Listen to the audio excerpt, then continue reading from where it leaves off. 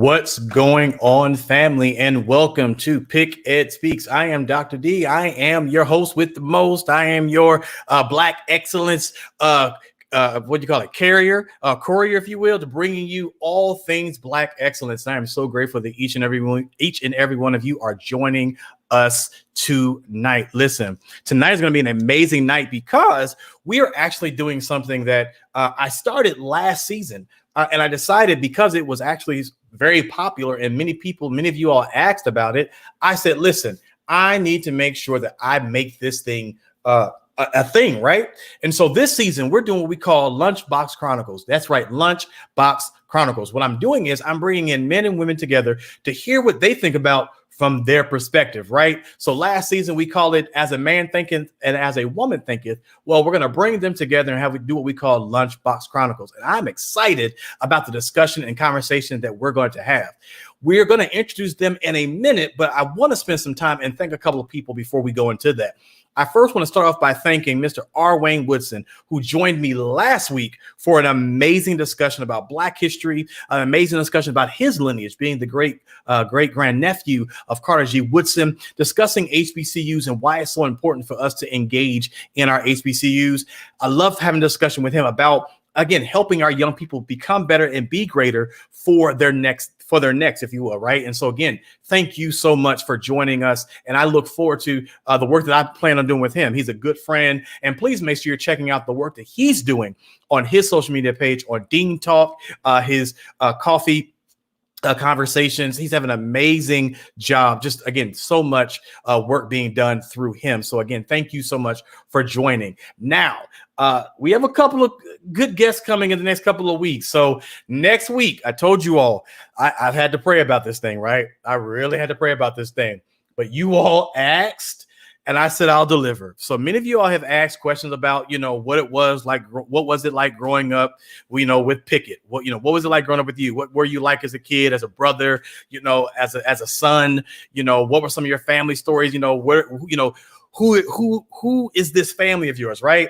And so I've decided to invite my baby sister. Yes, my sister will be joining me next Monday night. She will actually be here in my place in the building. So we'll be together live, talking about a lot of stuff, talking about our growing up, talking about our relationship. Again, I call, what it's like to be an uncle, dad. Many of you all who are uncles and in your niece and nephew's lives, and how important it is to be there and just have those discussions. Talking about, she's going to have a conversation about what it means to be a single mom going through COVID, right? There's, it's a lot, right? And even when having that help, sometimes it can be rough. And so we'll talk about that. We'll talk about relationships and what it's like to date right now as a single woman in these areas. And then, of course, you'll get to learn a little bit more about us as we have a game at the very end to see which one of us really knows the other sibling, right? So please make sure you're tuning in there. We'll be the music you heard. The music you heard was Maurice Griffin.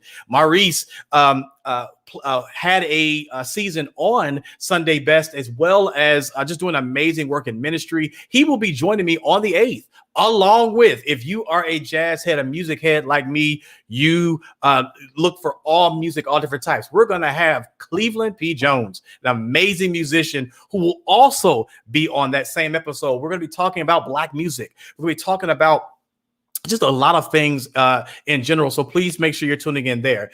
Then, of course, we have another individual coming on the 15th, but you got to stay tuned. I want to hold that one off. So I've talked a lot, right? We've talked a whole lot about what's happening, but I want to talk about what's happening tonight, right?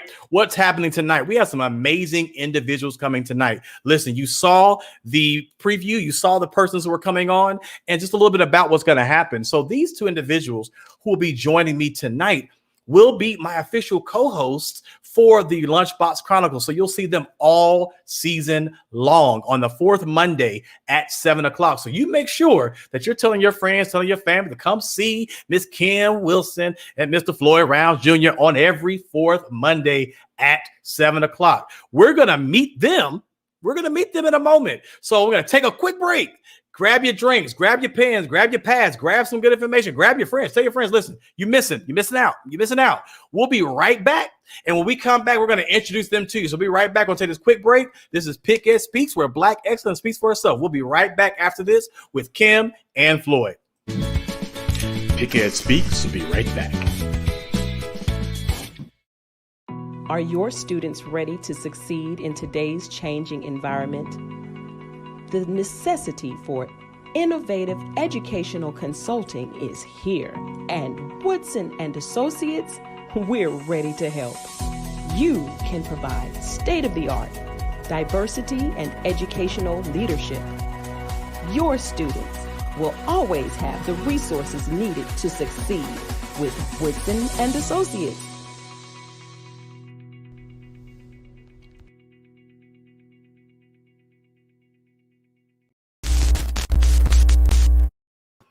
All right. So please make sure you are going to check out Wilson Associates and the work they're doing in, again, the lives of our young people and helping them propel and excel to higher heights. But with that being said, I want to bring together my co-hosts for the Lunchbox Chronicles for this season. And I know that you will enjoy them as much as I enjoy them. These are close individuals to me, and I love each and every one of them. So I'm going to do ladies first. So I'm going to bring Kim first, right? So Kim is an amazing orator. Kim is, if you've never just listened to Kim talk, let me tell you something. Kim will just have you in like this daze because she has this mellow voice and she talks from here. And then all of a sudden you just feel like you just want to go and climb into a cloud, right? So again, I just love talking with Kim. She's an amazing individual. She has amazing work. She's an amazing relationship expert. And tonight she brings that with us. So I want to introduce you all to Miss Kim Wilson. Miss Kim, how are you doing? I'm doing well. Thank you so much for having me, Dr. Pickett. Thank you again. I had to tell the people, listen, see, y'all saw it. Thank you so much. She's already here. Now be mindful. She also has another side, so you may or may not hear it. We'll see.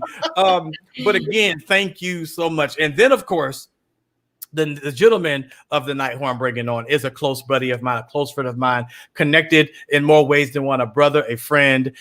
He is an amazing author. He is also it's just an amazing individual to listen to and talk to and speak with. And that's Floyd Rounds Jr. Floyd Rounds Jr., how are you, sir? I'm good, man. You make me sound so good. I try. I try to. I try to. I'm doing well. I'm glad to be here this evening.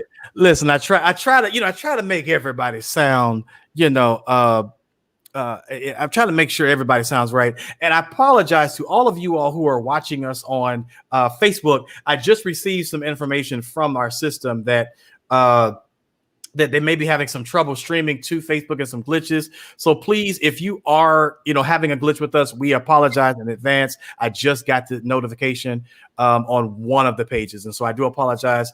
And so just know that if you're having an issue, please hop over to our YouTube channel and many of the other pages. So please, I'm just kind of saying that now. So I do apologize in advance. So with that, I'm going to go ahead and move on and move forward because, we can't control technology, right? And so that's just the way it works. And so I want to start off by just simply saying, again, thank you all so much for joining us. Thank you for being a part of this experience. I'm excited about the discussion and the conversation. And so I kind of want to delve in. So tonight, it's our surface. I told them we're going to be kind of surfaced. And next month, what you'll see is you'll see two other individuals joining them. And when they join them, they will be our staples. So our co-host for this season, of course, is Miss Kim and Mr. Floyd, but they will have two individuals joining them next episode in the month of March, and we'll have discussions. But tonight, you're going to hear from Kim and Floyd about issues, just downright discussion and talking about just things that we deem relevant and getting their perspective on it. So with that, I'm going to start with this. Kim, Floyd, and I were having a discussion right before we came online, and it coincided with our conversation for tonight. And we talk about what we give energy to, right? What we give our time to. One of the discussions we were talking about, or one of the items we were talking about was the Gorilla Glue girl. Now, many of us have seen and know exactly what happened. We are, very clear. We are grateful and we are excited that she, has been, everything has been fixed. But I also noticed that it took a life of its own, right? And I find it interesting that it became something that we felt to be relevant. Everybody talked about it. It was on every news station. It was on every social media buzz feed. It was on every TV show. And so everybody was talking about it. So my question I have, and I'll pose it to Kim first, is, we have this thing to where we give our attention, we give our focus to these things that don't sometimes seem relevant. Why do you think that's so important for us? I got a couple of perspectives on that. I think a lot of times when we give our attention to something that may seem like drama or sensationalized, we kind of live in that space a little bit on our own, because either one, we're probably in that space where things feel chaotic in our own world, or sometimes we don't have enough stuff going on in our world, which means we're not focused on the things that we need to be focused on. We're not doing what we're supposed to do. We're not connected to our purpose. So we'll just connect to anything that's going on around us,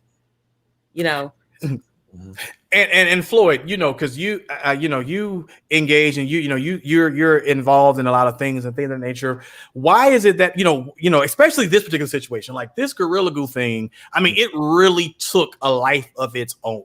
Mm-hmm. Like, we do all these things. There's many of us, all three of us, we have a different platform and we do a lot of work in our communities, and we do a lot of work on social media. And it seems like we can barely get 15 people to come and listen to sound things. Why you think, like, even from a male's perspective, like, did that even interest you? And what do you think as a male that, why do we give this much emphasis to those kind of situations?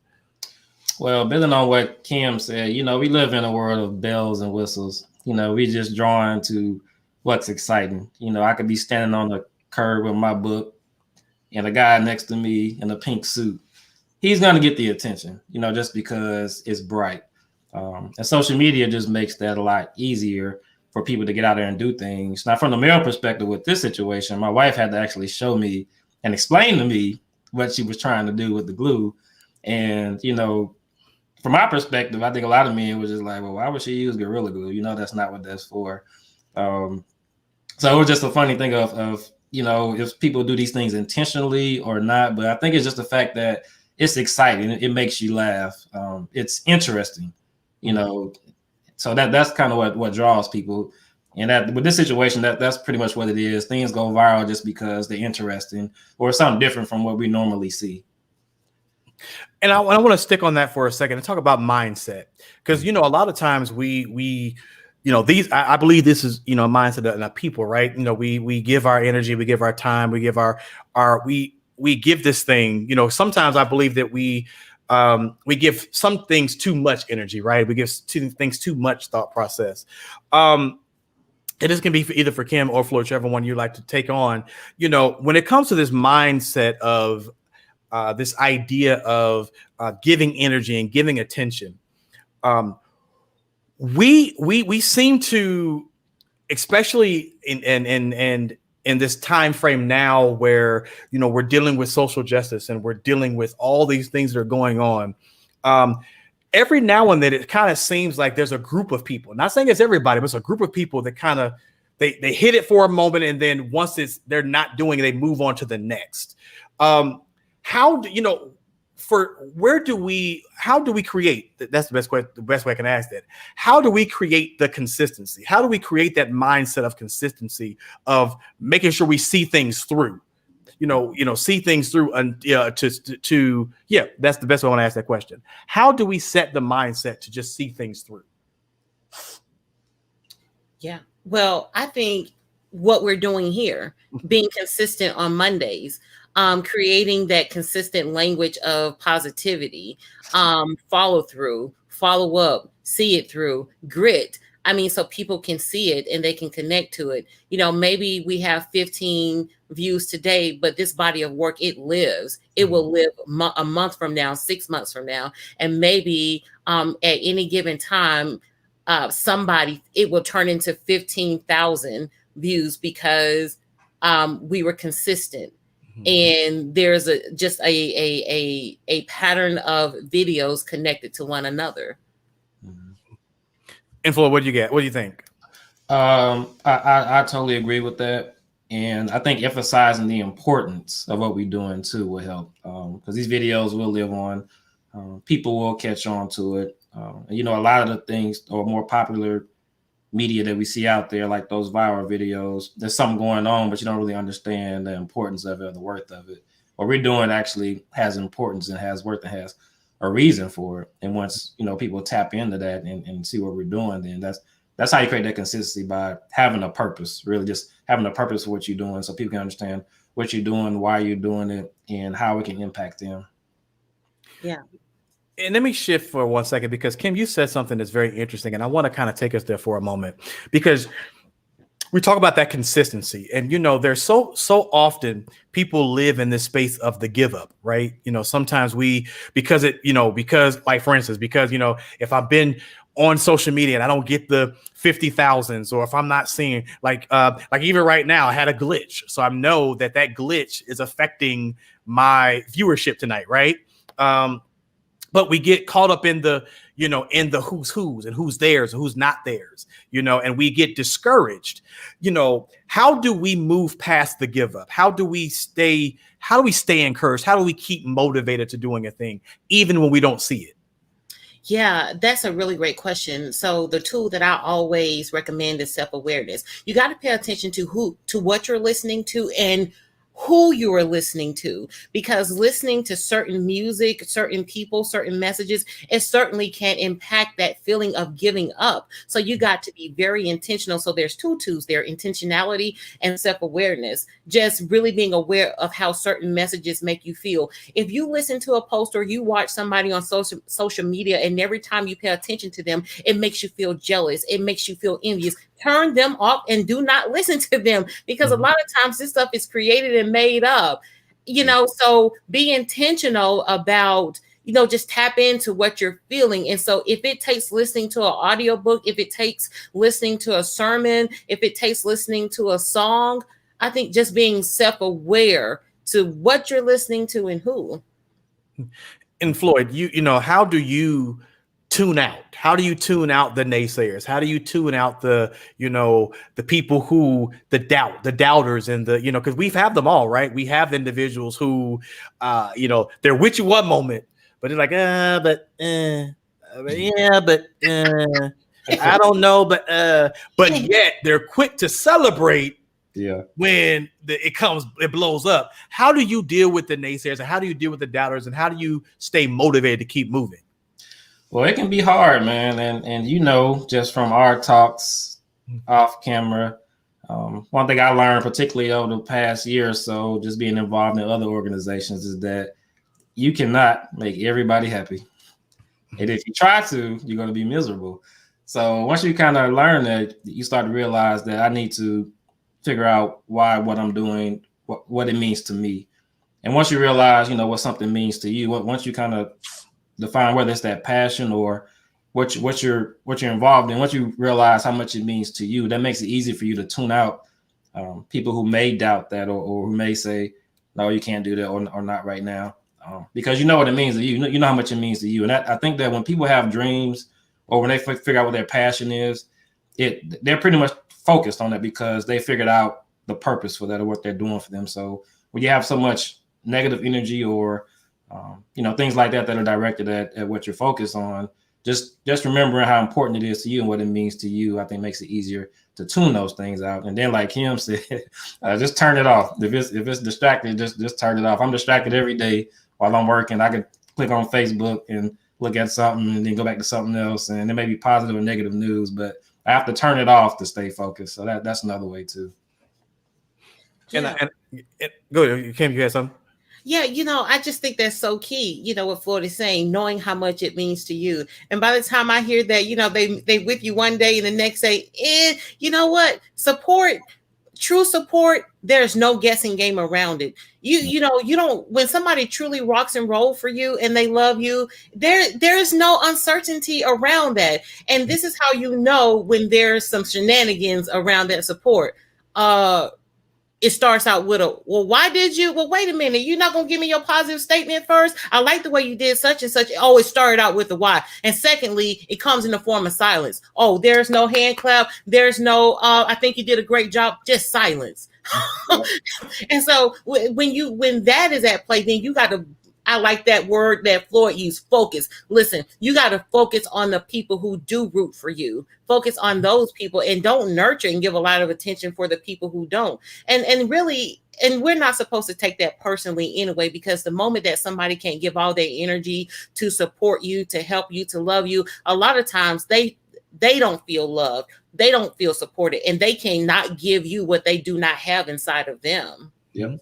Yep. And it's so interesting you mentioned, Floyd, you were talking about, you know, you can't please and make everybody happy. I'm interested because of the fact, you know, and Kim, because you deal with a lot of communication with individuals, relationships, and things of that nature. I find it so interesting that there are some people who specifically, they go into some of these relationships, you know, trying to find that happy before they get to, you know, before they, you know, instead of going, you know, being happy, I gotta get happy by being with this person and being that person, you know, from a, you know, being, you know, a woman, you know, it be, you know, how do you know, why do you think that, you know, we need that kind, you know, when I say we, but why do you think, I'll say we just from a societal situation, why do you think we have to seek that kind of validation to get to the happy place, knowing that we probably are looking for happiness that not only can we not give,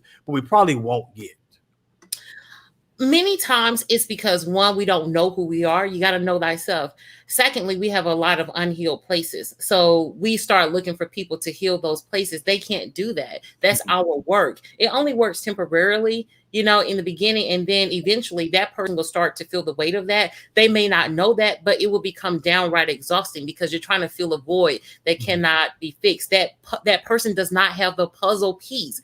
They don't have it. It lives inside of you. But a lot of times we walk inside of relationships without that self-awareness and ready to repeat some things that caused us to be this way. You know, it may look like neediness, you know, being clingy, you know, and you, if you connect with the person in the beginning, that person may have been attracted to you being clingy because they may, and if I'm just gonna just be general, say for a man, you know, it feels that void of wanting to make somebody happy and fulfill a want, but at some point it becomes unbalanced, and the person is like, I don't want this anymore. It's not fun.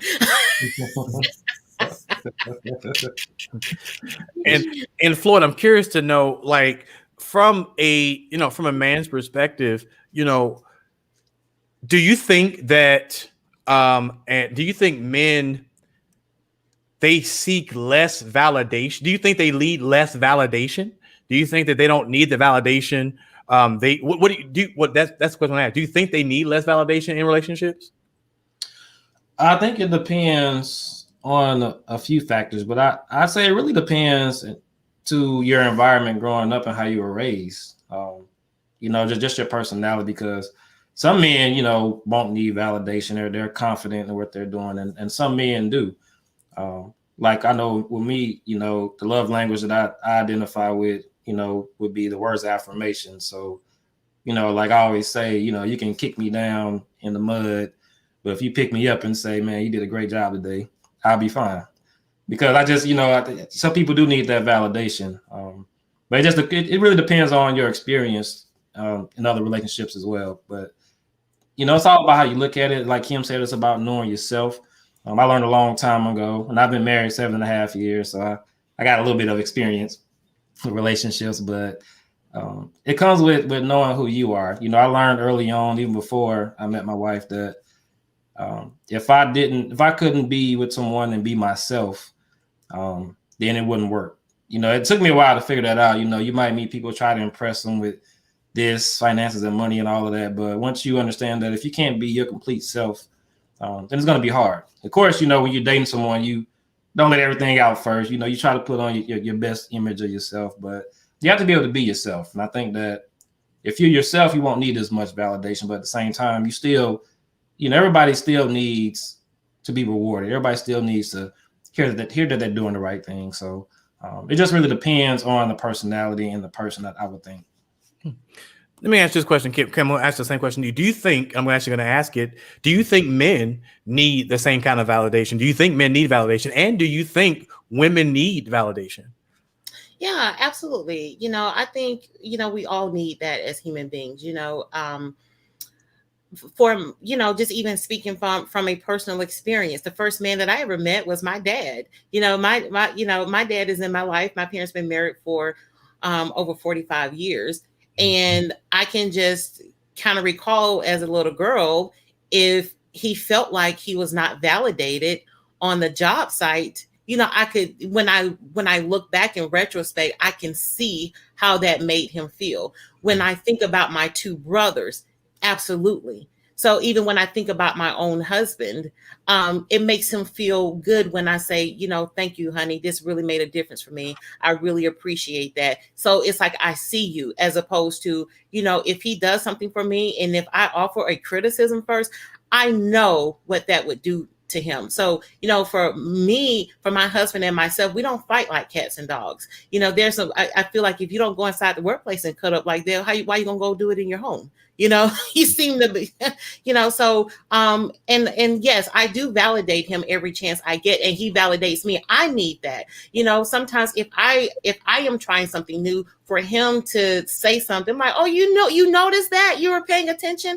That makes me feel good, not only as a human being, but yes, as a woman too. So I think that validation, it lets somebody know that you matter. And people as human beings, we want to know that we matter. It doesn't feel good to walk in somewhere and somebody is acting like you are nothing, you are nobody, even though you know it here, but it certainly feels good when somebody says, yes, please, and thank you, and I see you. And when you hear, you know,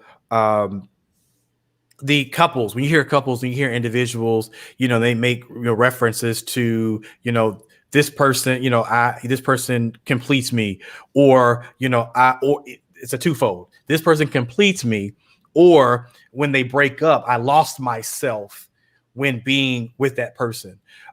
Do you think those comments or those type of statements have validity in them as pertains to this person completes me, or if the person is breaking up, like I lost myself in this person? Can you actually lose yourself while being with someone, and is someone capable of completing you? Well, first, people don't complete you. You know, I think you remember that movie, Jerry Maguire, you know, it was, and people just kind of ran crazy. You complete me. You know, that was cinema, that was entertainment, but it's not true, because people cannot complete you. I think we walk into relationships feeling whole.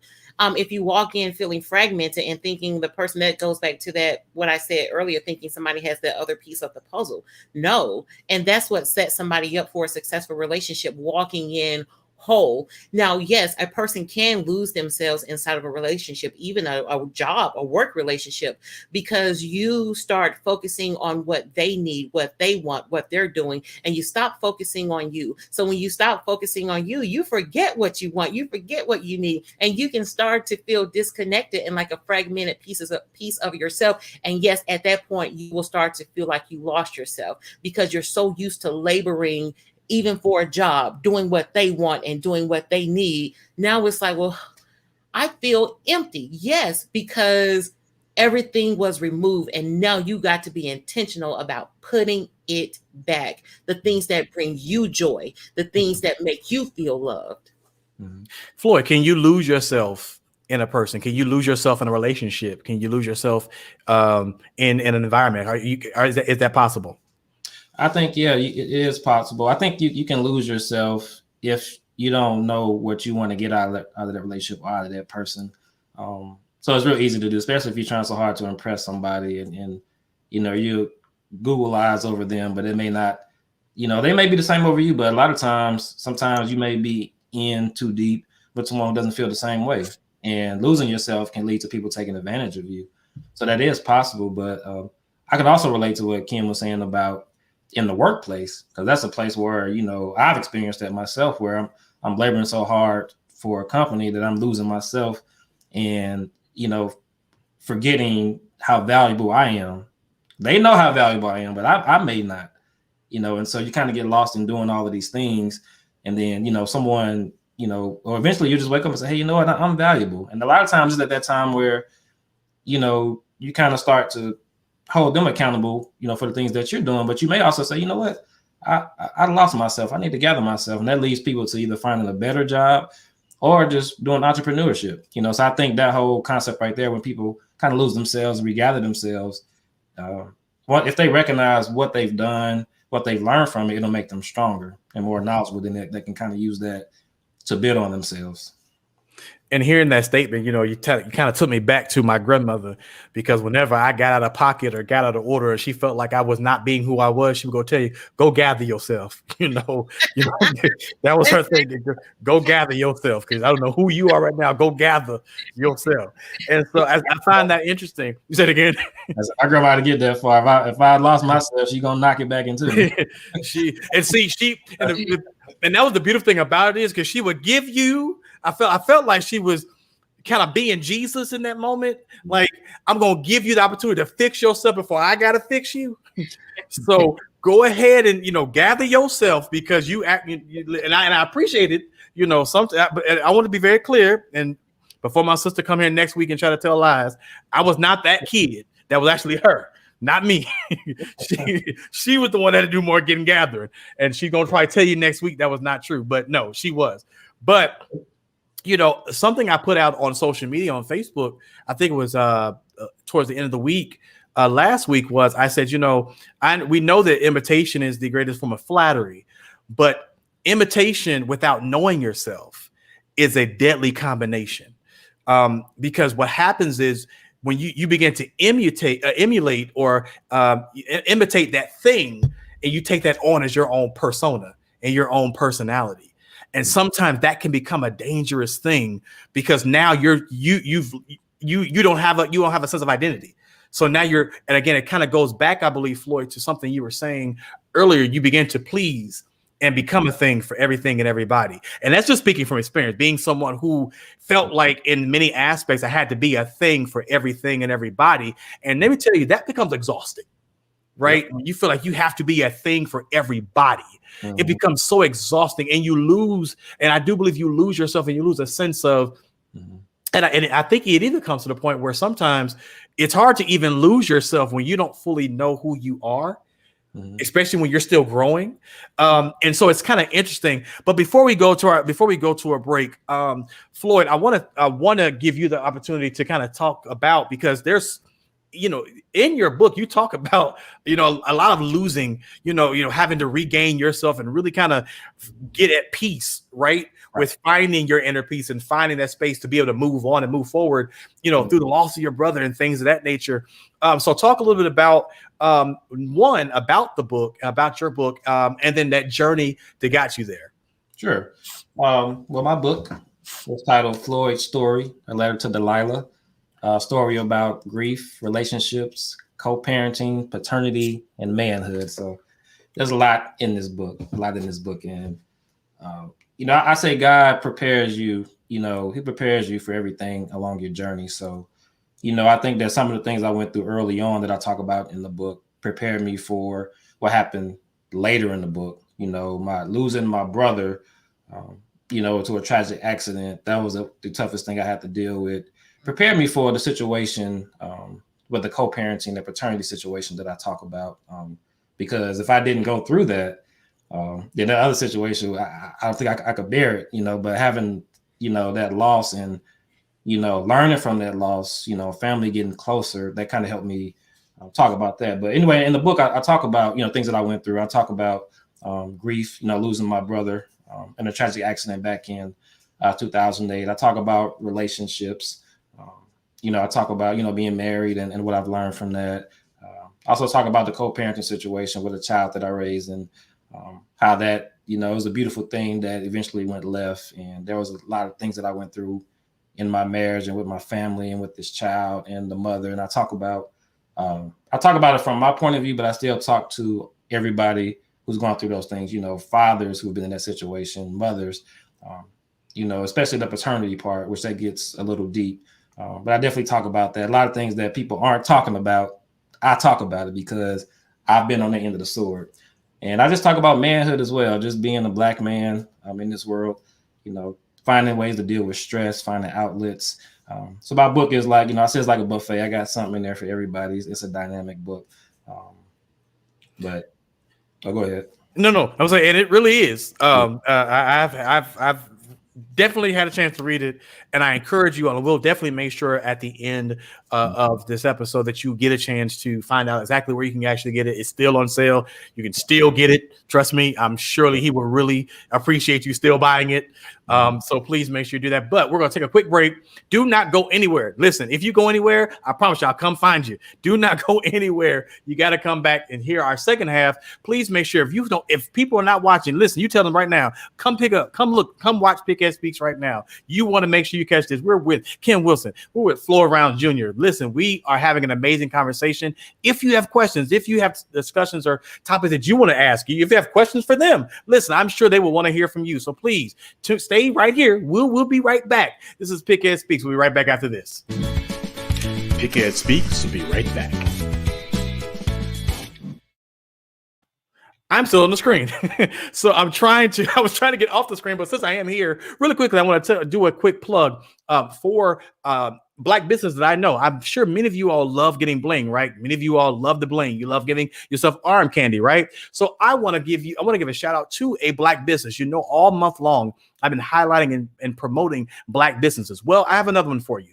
I have some bling on me tonight. You see on my arms right here, beautiful braces. I love braces. I love wearing art. And these were done. These right here. Gorgeous, aren't they? Beautiful, aren't they? Amazing. These were done by 10 Pieces Boutique. Listen, they do amazing work. Listen, this is how you get your arm bling. You want to step your arm game up? You want to get your arm bling? This is how you do. You go to Instagram and you look for the number 10 Pieces_boutique today. She will bless your life. She even does customized pieces just for you. You have a conversation with her. You tell her the colors you like. You tell her some of the charms and things that you want, and she will bless you. Make sure you go to Instagram. Go to the number 10 Pieces_boutique. She will bless you. Listen, I'll be right back with my guest in just a moment. Again, this is PickEd Speaks. PickEd Speaks will be right back.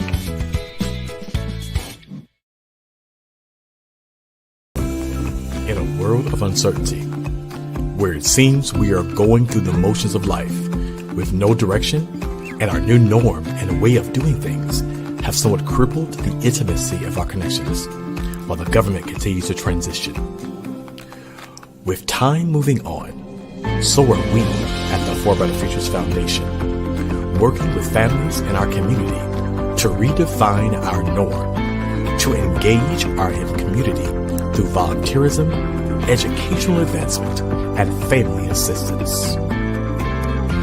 So, don't let time pass you by, but join the For Brighter Futures Foundation movement at www.forbrighterfutures.com.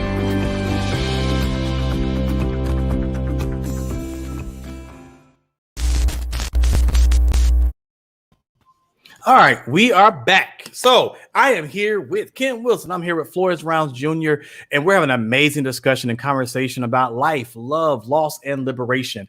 And speaking of liberation, I kind of want to talk about that for a moment because I began to allude to the conversation about it a second ago. And so I'm curious to know, and Kim, I want to start with you. This concept or this idea about how we sometimes we pacify, right? And we engage in these relationships with individuals, and we try to feel as if we have to please and probe. How do we get to this place where we literally find ourselves being able to get set free from that kind of that bondage of feeling like we have to please, we have to pacify, and we have to to be that thing? How do we move towards that space of liberation? Yeah, it starts with self-love. Self-love leads to self-confidence. Self-confidence leads to self-worth. You know your worth. And so, when you figure out your worth and what you bring to the table, it becomes very easy to use the word no. That does not work for me. I won't be able to do that today.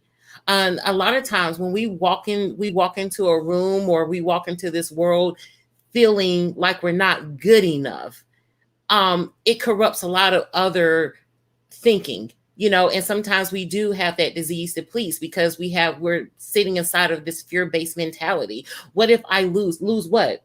Because somebody who's really your friend, you're not going to lose a friend. There's a possibility you could lose a peer, a colleague, a coworker, but somebody who rocks and roll for you, a true friend, they're going to respect your no. So I think a lot of times when we just don't have that strong foundation of self-love, it puts us in this position, chin up, shoulders back. And, it gives us the power to advocate for ourselves, to choose no, and to feel empowered instead of powerless. So, I think a lot of times it's just that mindset of fear and just really not feeling good enough. And a lot of times when we don't feel good enough, we make decisions that are not good enough. We choose people that are not good enough. So I think it's just that layered thing. And I'm glad you actually said that, because even Floyd, and I'm sure I'll pass this to you. We have this thing, in our culture and our society, because there's this phrase that's always bugged me, and it's always bothered me, and it's always been a stick for me. And I'm actually going to go to Floyd first. I'm going to come back to you, Kim, for this question. We have this stigma. We have this issue where we make the phrase, what goes on in my house stays in my house, and it hits us. It's been that phrase that's been in our family for years and years and years. And the question, the age-old question becomes, well, what happens when that thing that's been hurting me is in the house, right? What happens when I can't speak, and get away from it? Particularly a lot of the, we hear this concept, we hear this phrase that's used called toxic masculinity, right? Mm-hmm. And we hear this phrase that's used often to describe the falsehood, if you will, of manhood. Mm-hmm.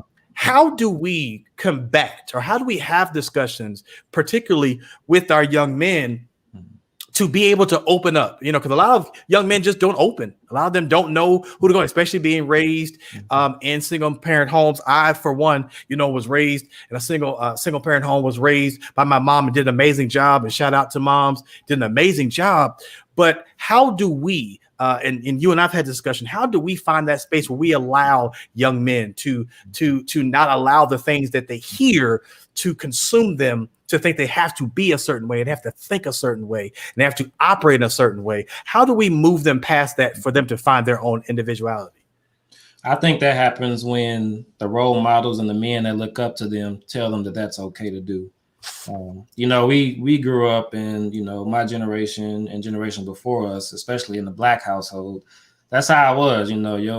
Your business stays in your house. And then especially as men, we naturally may not be as open as women, but still we just taught to, we not really taught to hold things in, but it's just kind of the way things were.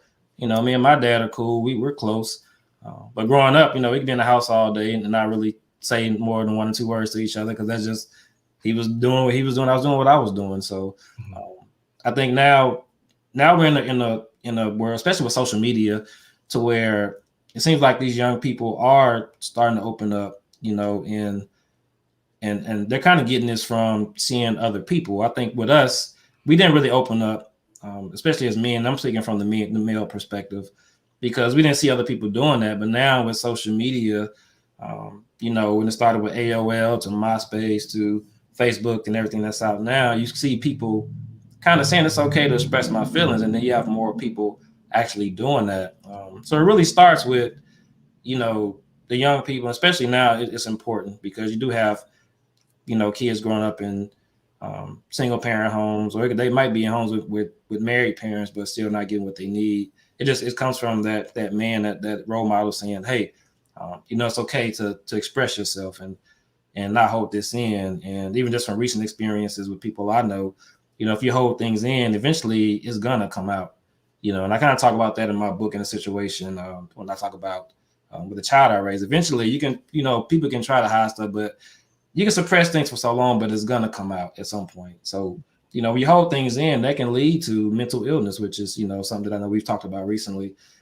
So, it's just the role models that are raising these kids, or that these people are looking up to, whether it's young men or women. It takes them saying it's okay to let it out. It's of course we know what goes on in your house stays in your house. It's that's what we've been taught. But when it comes to your feelings and what you hold in your house, your soul, it's okay to let that out. So Kim, what goes on in my house stays in my house. You don't tell nobody what's here and what's going on here. You don't put our business out there. We don't leave the front door. How do we heal from that statement? But at the same time, how do we encourage people to be to move past, I guess, having to be a thing to be accepted? Yeah, the first thing is, I think we got to bring some more language in that shame. Whenever you cover up something, that means that you're not proud of it. And you start learning to sit inside of shame. I heard a story recently on Clubhouse. His mother, she shared that her son, he's about 7 years old, and she noticed a change in him. And when he was spending a weekend at his father's house, so when the father brought him home, he was just quiet, shut down. And she kept saying, "What happened? What happened?" But the son would say, "Dad said I'm not supposed to talk about what goes on at his house." And so she asked the father, what's up with him? So finally the father said, "Well, I had to get on him today. We had 2 buses to take, and he used the restroom in his clothes." And so when they kind of got down and got the son to talking, the reason why the son didn't say anything, because he thought he could hold it till he got back to the father's place. He thought he could make it through the bus rides. So he didn't tell his father because he didn't want his father to think he was weak and that he was whining. So he eventually could not hold his urine, and he wet his clothes. So when the father saw that he wet his clothes on the bus, he immediately lashed out at him. And so, of course, this made the son embarrassed. I think the father was embarrassed. So, but the son, he's younger, he's 7 years old. So it kind of rocked his world. And so for 2 years, this mother went through this with this son, seeing all these changes, because every time he would come home, he would say, "Dad said I'm not supposed to talk about what goes on between us, and boys are not supposed to cry." So, but they finally got through that and had to get through to the father, "Listen, our son is changing. Something is breaking him down." And so that was one part. So another quick story is, many years ago, I had this client, and she had disconnected from her mother because she was removed from the home. One of the things that really bothered her is if her brother talked with a whiny voice, her mother would punch him in the chest and say, "Speak up like a man." She didn't like the way he talked, and she didn't like when his voice was whining. So I think, one, the leadership team has to take accountability for the behavior that they set, the tone that they set, and the messages that they send in the home. And that has to go back to, you got to know your history. It's even how the Black family start breaking down. When you think about slavery and how somebody just made you sit to the side while they made children with your wife. And then by the time we got to Vietnam and some of our Black soldiers started being strung out on heroin, how that broke down the Black family. And then by the time we got to the 80s and they got strung out on crack cocaine, and how that broke down, not even that started working on a lot of the mothers, but just knowing history and why we cannot stand next to what goes on in this house stays in this house. We got to talk about it, move that poison through us, so it does not get stuck inside of us and we don't repeat those bad behaviors and mindsets. Yeah, and just to build on what Kim said real quick, the key, to starting that is that conversation that the mother had with the son. Why? You have relationships, not relationships, but you have, parents and situations where that part isn't even happening, where you have a child that's holding that in, and I know from experience, you have a child that's holding that in with a parent that's not talking to them, but they see something's wrong.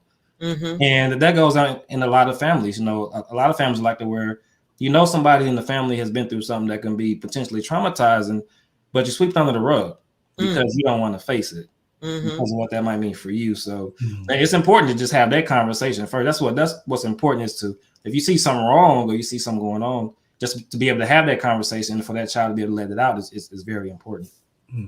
And that's good what both of you are saying, because, you know, and even, and I've even seen it from a generational perspective, right? Where we even have generations have misunderstandings because a generation that, you know, we didn't do that in my day. We didn't talk about this in my day. And, you know, a lot of times we still have this concept of sex is still taboo, if you will, or certain things are still taboo. And we don't have discussions, or we don't do this. How do we bridge that generational gap? How do we even, and how do we even find that way of, because, you know, a lot of times I can use this as an example. You know, a lot of young people just don't feel like adults understand them. Why? One, because what both of you alluded to is no one talks to them, right?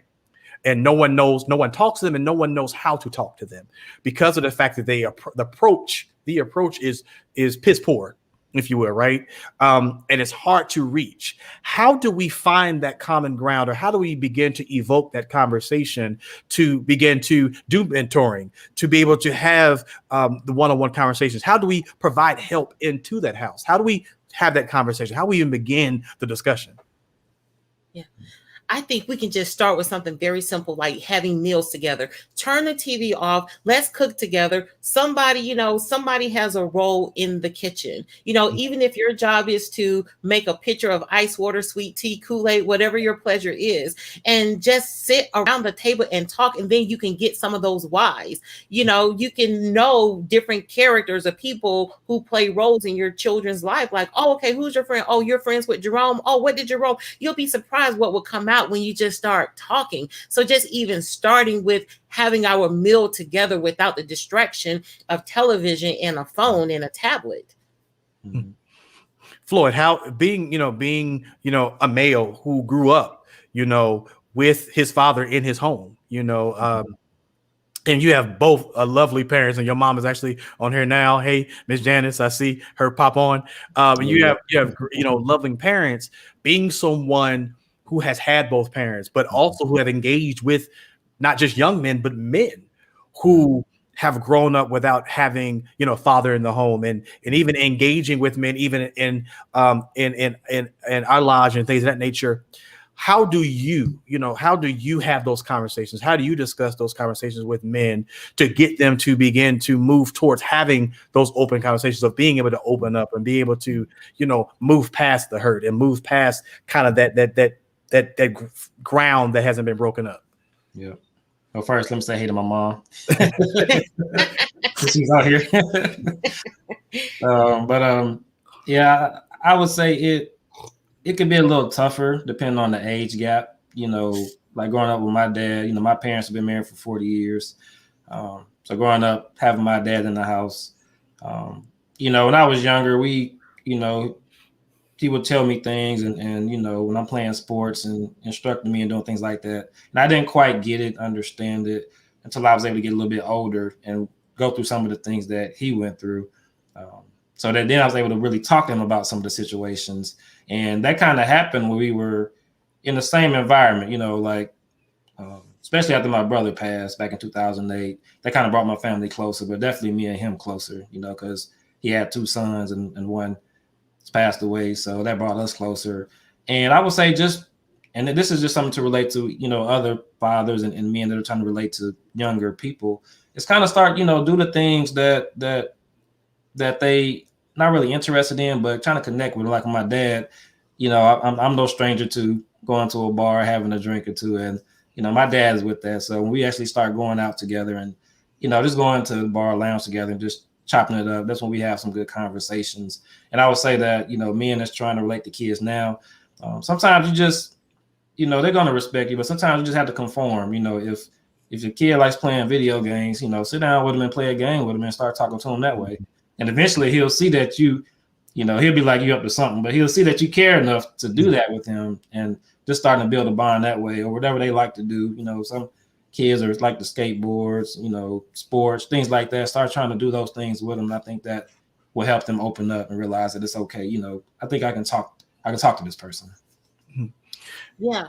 I just want to, what Floyd said, even if a kid, if it's video games, just going inside their world, it reminds me of when when there is a fire, the firefighters, in order to save somebody, they got to go inside that person's world first and then bring them out. So it's all about going. If you really want to save some of our young kids, sometimes we just got to go inside that world. And sometimes that world just means sports, video games, whatever they're doing. And I want to make sure that, because it kind of hit me to say it, any young person who is watching, or anybody who has a young person watching, or who will show this to your young person, and even some of you adults who are actually watching tonight, I believe it's imperative that we let you know that you are valuable, that you matter. And even if someone has not told you, I want you to know that, you matter. And I think sometimes there's not enough people who hear that, right? There's not enough people, there's not enough people who think, who are told that you are okay. You may have some flaws here and there, but you are okay. You're a human. You have moments, but you are okay. The question becomes, how do you grow from where you are? So I want us to stop letting people tell you that, because and I want you parents, I really want you to be very careful about the conversation that you have, even when you think your children aren't around, because of the fact that even when you don't think they're around, they hear you.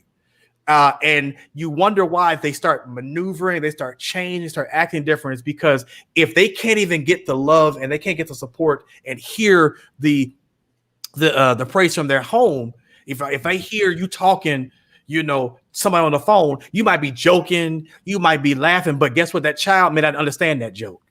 They may not understand that laugh. They may not understand that situation, but they heard it. Or if you're mad at that child, or you're mad about the situation, you expressing it out loud, you may need to talk to somebody about it, but go off. Make sure that you are not providing a space for that child to feel neglected. We have to realize that, contrary to what people believe, suicide is real. We can pray against it, we can fight against it. We have that, but suicide is real.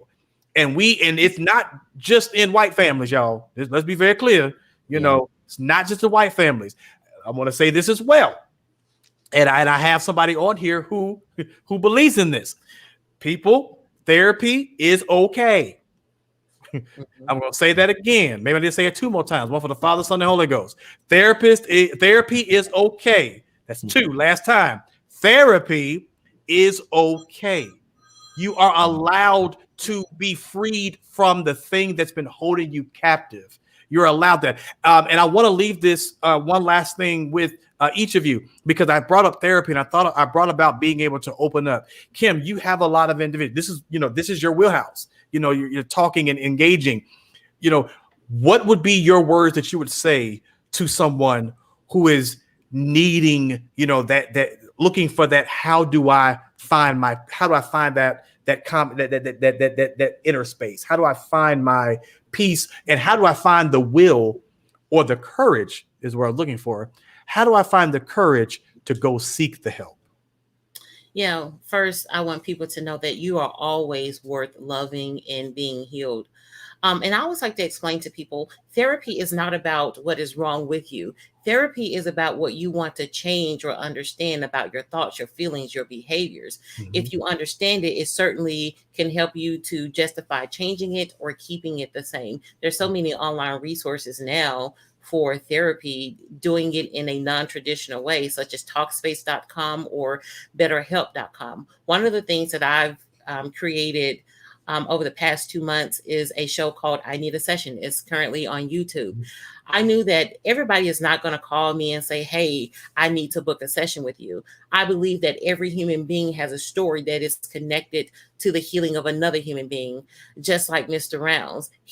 I can tell that his book is loaded with stories, and it is connected to the healing of another human being. So books are one of those places that we start, because it can give us a language. Whenever we have language, we can move forward with healing. So, but just to let people know, I created this show called I Need a Session, and it's all about being able to connect to another person's story so we can begin this place of healing. Sometimes we don't even know what to call something until we heard somebody else talk about it. And it's like, oh my God, that's what it was for me. I had self-identity issues. I didn't know what I was feeling. That's what it was. And so my website is www.kimwilsonspeaks.com, and it's I Need a Session on YouTube.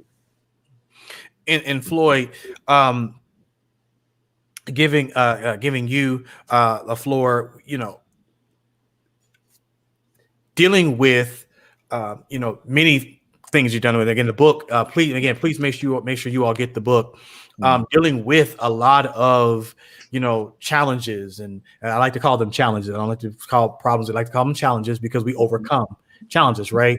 So dealing with the challenges you've experienced, many people, in some essence would have lost their mind, right? How did you find that peace? How did you find that comfort space? How did you find that will, to one, ask for the help, but be willing to continue on that process?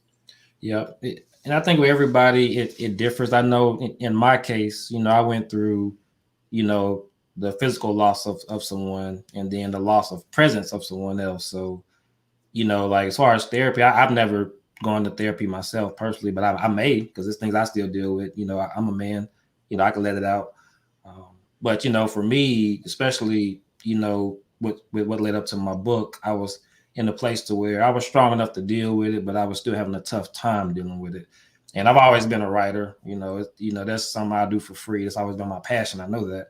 So I just started to kind of journal, and I've already journaled, I have a separate journal I keep where I just kind of write thoughts, to my late brother, and that's helped me with that. But I just started writing about the situation, and I started writing more, and I said, you know what, I can put this and I put this in, and it turned into a book, and that was therapy for me in that situation. So that was how I found my space with that. But just like now, having a full-time job as a corporate real estate manager, still pushing my book and working on my audio book, which will be coming soon. DeAndre knows that story behind that. Having a marriage, having a great marriage. Me and my wife have a great marriage, and nobody's perfect, but we're in a good place. Also being, a leader in a fraternal organization, Prince Hall Mason. There's a lot I deal with every day, and I just had to find out what makes me comfortable. Where can I go to kind of get, just to kind of escape things? And one of the things I do is simply, I like to grill. Of course, I got a little small grill here in my townhouse. I go out there, just put some on the grill, get a cigar, and just sit there and just chill. That's my space, and that allows me to gather myself, just to kind of relax and get ready for the next day. So, everybody has to find out what works for them, but it starts, reading, like him said, books. If you're not sure what works for you, just explore different things. Don't just be stagnant. Explore things until you find something that you like. It could be a hobby or just anything, but just keep exploring. Don't be stagnant with that. Like we talked about the give up part. Don't give up. Keep finding something until you find out, what can get you to that place. And listen, you all, again, this, I love bringing, first of all, I love bringing both of them on. I've only had them on both together one other time, but I love bringing individuals on who don't mind, sharing their heart, because there are some people who, they won't be vulnerable, right? And there's some people who, and I think that's one, I think, if you will, that's one space of growth, when you really can begin to open yourself and you can open up your heart.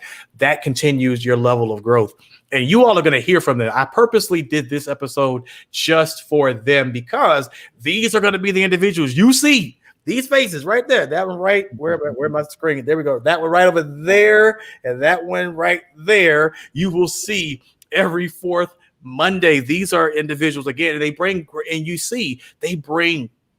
a different perspective, but they also bring their heart, and they bring their passion. So you've heard them. You've heard what they have. You heard us. This is going to be something you see every fourth Monday night. If you have questions, if there's something that you want to get off your chest, if there's something like there's something I want you all to discuss that I need help on, you can send your email to Lunchbox, LUNCHBOX, at IamDrPickett.com. Again, that's Lunchbox, at IamDrPickett.com. Listen, you two, don't you go nowhere. I want y'all to stay right there for 1 second. I'm going to close it out, but don't y'all go nowhere. Y'all hold on 1 second, all right? Mm-hmm. All right, with that, thank you all so much again for joining tonight. Listen, I've had a ball. Please make sure you follow us on our social media outlets at PickEd Speaks Live. Please make sure you follow me tomorrow at 12:45 p.m. as I do a recap of today. I'll answer any questions that we may have gotten to from you all, as well as the replay tomorrow at 1 p.m. Eastern Standard Time. I do know there are many of you all who cannot watch us live, and so you may have to watch us by replay. So again, if you're watching me by replay right now, thank you so much for joining us. Please subscribe to my YouTube channel. That is PickEd Speaks. Go to PickEd Speaks and go and subscribe to that YouTube channel. Go follow us on social media on Facebook and Instagram. Please make sure you're sending your family and friends here. Please make sure you're following us every Monday night right here, 7 o'clock. This is PickEd Speaks, where Black excellence speaks for itself. Until we meet again, God bless you. God keep you is my prayer. See y'all soon.